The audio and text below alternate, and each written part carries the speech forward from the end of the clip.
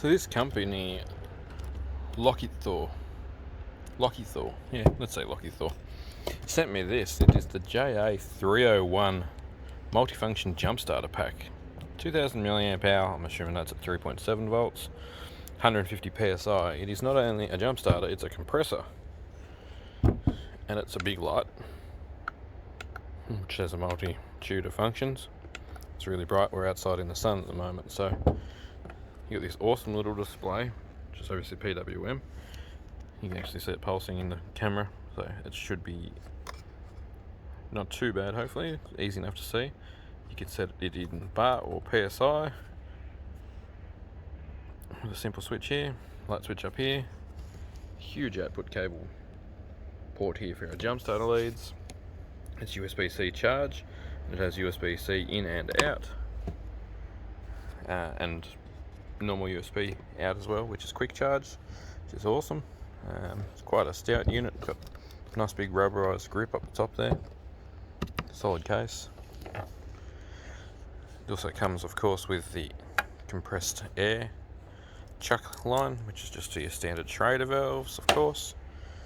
6 American wire gauge cables with a huge great big plug here, and nice solid alligator clips with it's a smaller wire linking the two sides, but there is a wire linking to the two sides, which is nice. They have big solid springs in them and nice big teeth. So we've got the XR6 turbo here, and you've got a bad situation where some dum-dum left the headlights on. I'm really getting pretty yellow. What voltage are we down to, guys? 6.5 volts under load we're down to. So get that out of the way because we've already checked our voltage. We've just got a standard old Ford Falcon sized car battery. So what do we got? We've got 520 cold cranking amps in one of them, normally. Now we're going to make this an exciting test. We're going to see if we can jump start it with the high beams still on. So we've got our high beams on, see the little blue light up the top there. Let's grab our cables in our unit. Because starting a 6-cylinder 4-litre turbocharged Falcon is not the hardest thing to do. It is a reasonable sized engine, but this thing supposedly can jump start up to 6-litre diesel and 8-litre petrol. Okay, so good ample leads. Nice terminals. Oh, straight away it realises it's connected. Straight up to 11.9 volts, and we've got bright high beams, so let's give it a crank, see what happens. Because it definitely wouldn't have gone at 6.5 volts. The fuel pump's all good.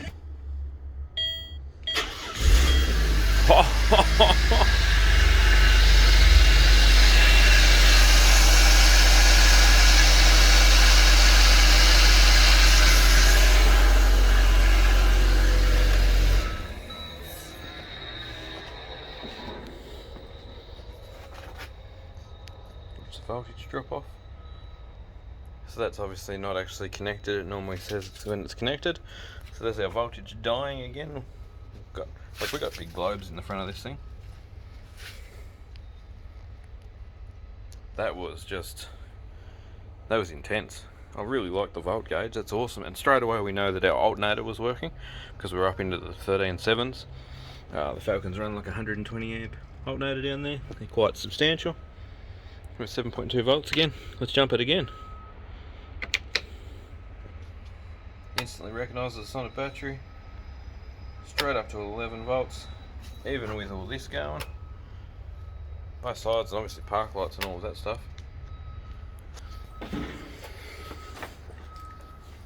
Watch the lights.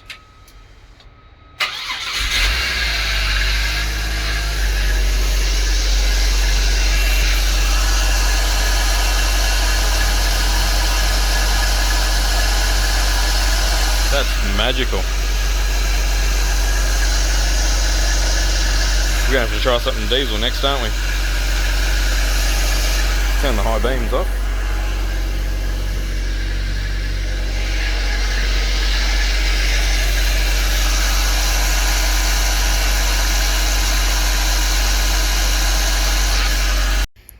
Okay, so we've basically done the same thing with the old truck. This is a 4-litre diesel. We've left the light bar on, and yeah, let's see if it'll wind over. Can't actually get a rotation. We'll get this light bar off, and we'll go and connect up the jumper. Okie dokie. I've already got it sitting up there because that was easier to do by one hand.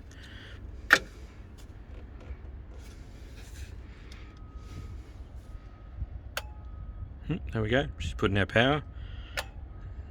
It's going back into the battery at about 11.7, 11.8 there.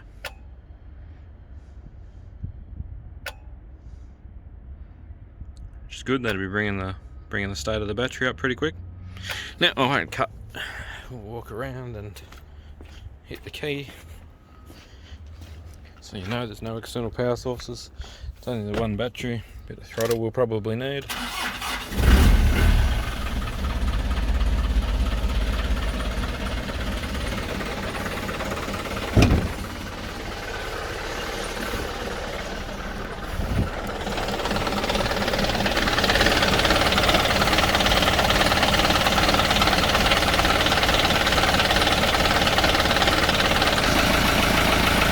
I just wound the revs up just a smidgen so that we can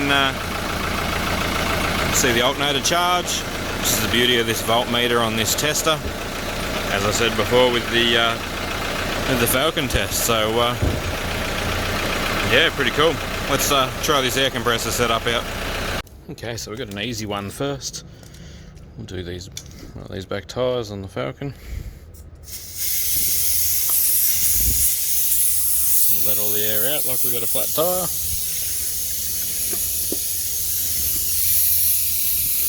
We've got a better test next. We've got this rechargeable kiddie fire extinguisher. You can do like 120 psi, so we'll do a high pressure run after we do the car tyre. We'll turn it on. We'll set our pressure. We're going to go for 38 psi, which is a pretty standard kind of pressure you'd put in a tyre like this. This is a 19-inch 245. It needs to be severely melted, and then we'll put new ones on it. Anyway, pretty soft. There we go. We got a flat tyre. Look at the big cracks in it. That tyre's toast. They need to go in the bin, but anyway. We then screw our nice little steel fitting too.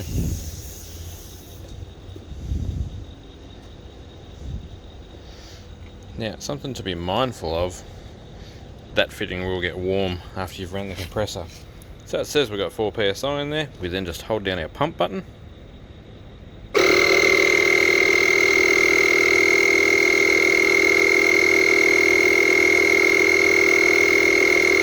Watch it climb. We'll leave this in real time so that there's no debate on how long it takes. So we did a couple of jump starts on the Falcon first as well, and then we did the truck. I actually did it again on the truck for a TikTok video as well. We've still got 3 bars of battery, and we're pumping up a tyre now with no recharge.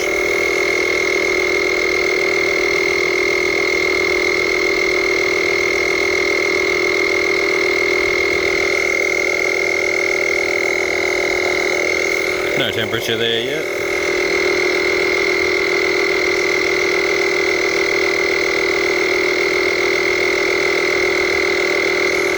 Pretty cool that the volt gauge doesn't seem to sag all that much when you turn the compressor pump on, so it's going to have to be something pretty compact and low flow. That doesn't matter if you've got a battery big enough to handle running it for a while. Once we get this to completely flat, we will do a capacity test on the recharge. It states somewhere around 75 watt hours, so it'll be interesting to see how much it actually holds when we give it a charge. And we're going to quick charge it with the QC 18 watt, 9 volts, 2 amps. Very much similar to your smartphones and things like that. That'll give us the ability to charge 74 watts in what, about 3.5 hours from flat, depending on efficiencies of charge and those kinds of things. So there's actually no danger with these being like that either. I haven't mentioned that yet. And this company sent me this for free just to show on my YouTube channel, so that's what we're doing, of course. It's very nice of them to send me this to play with. Hopefully some of my mechanical friends will enjoy seeing this thing in action.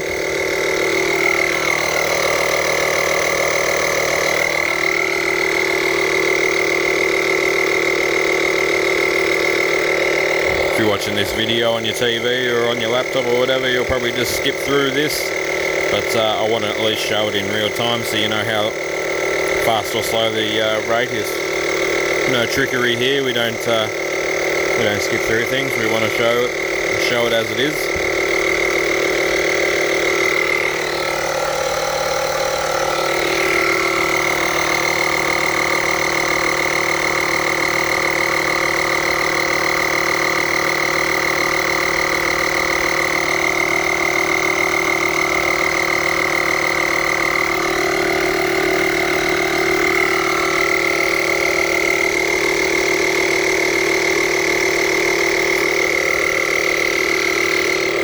You're still going to be able to hear that, so we may as well talk about something else while it's doing its thing. Comes in a carry bag. Comes with a USB Type-C, which is purple on the inside, which I believe just denotes that it's a fast charge capable. And a bag for your jumper cables, your cord, and your charge cord. There's no video trickery here. We're still you can still hear it, the sound doesn't stop. We're just showing you some more features. I'm not wasting your time. Not here to waste your time. These guys didn't pay me for this. We're just testing something and showing you what happens. Coffee.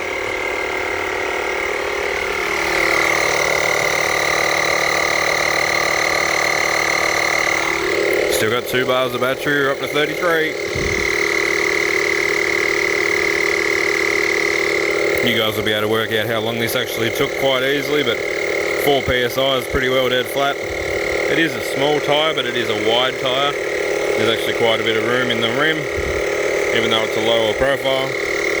Like a 35-inch four-wheel drive tyre is going to take a long time. But if it can do it, that's all that matters.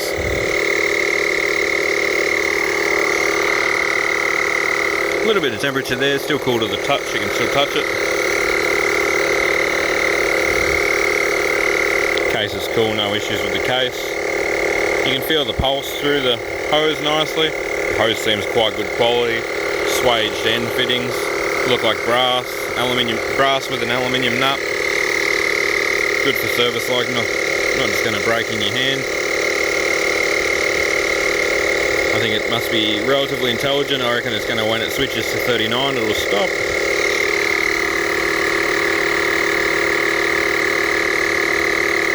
Cool that it's got a readout like this.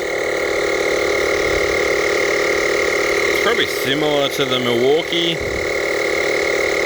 Maybe a little bit slower than the Milwaukee M12 inflator.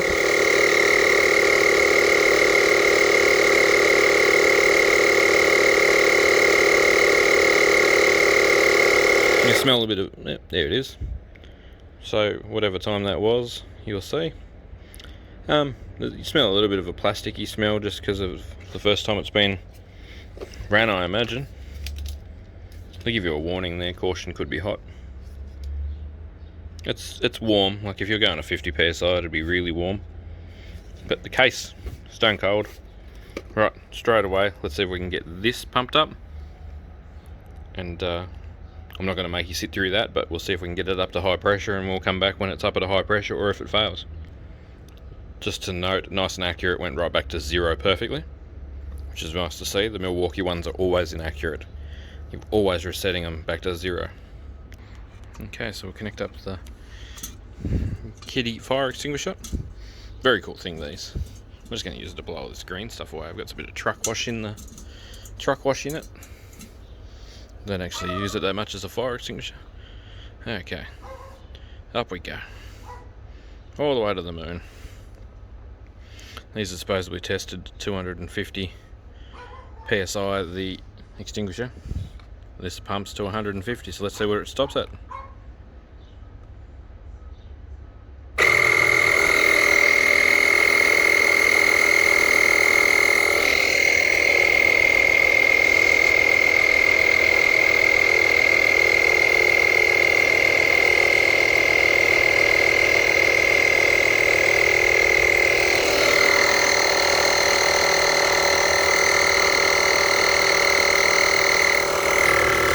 And while it's pumping, you can turn the light on, or have your strobe on, so you're nice and safe from traffic or whatever's going on around you.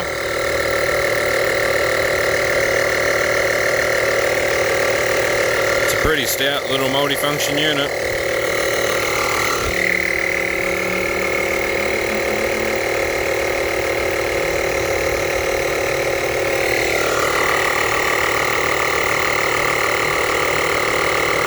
Back in a minute and see when we're over 50 psi.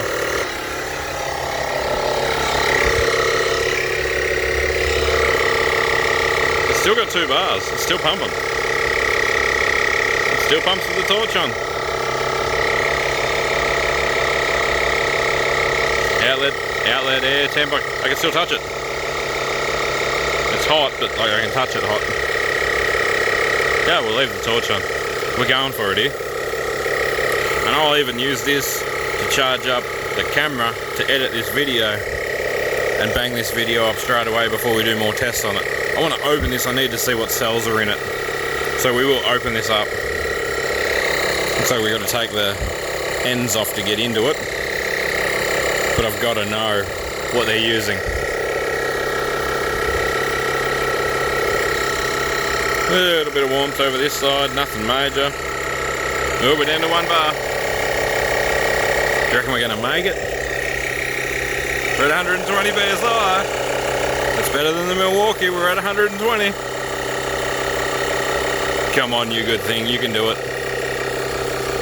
Look at it go. Turn the light off, we got to make it. If we can get 150 psi in that thing, all that green stuff from my heat pump's going to get blown away by this thing. Practically a pressure cleaner at that point.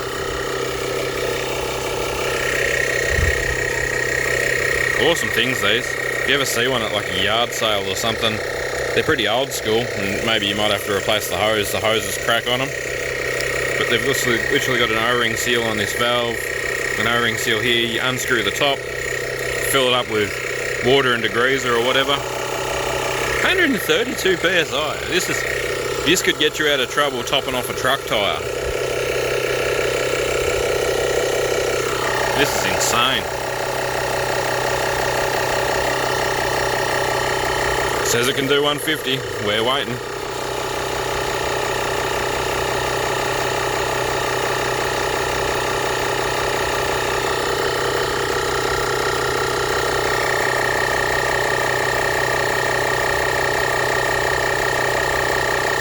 Got some serious air pressure.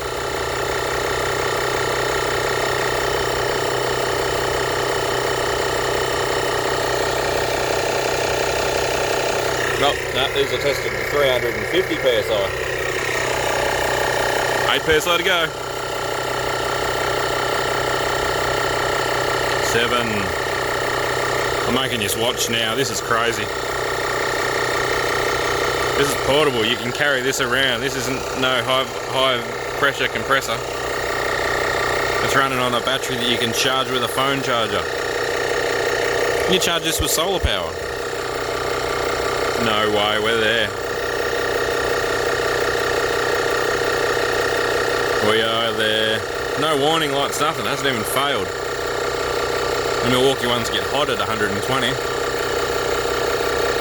Oh, this has got to be it. Look at that. 150 PSI.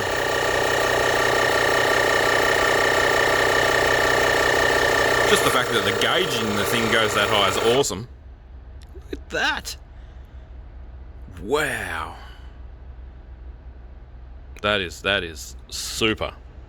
There's a bit of temperature in it now. You can feel a bit of warmth on the case, but it is ventilated. That's light. Yeah, we've still got power in it, so we're still going to be able to charge a phone or whatever until it's actually dead flat. 150 psi. All right, let's get this valve undone as fast as I can. Yeah, and straight back down to 0. Accurate, yeah. This is about to be wild. I don't know if I'm going to be able to hold this.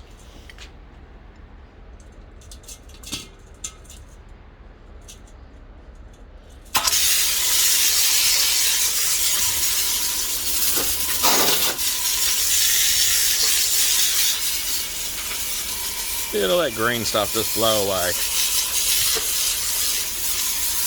There's no denying the pressure was there, was there?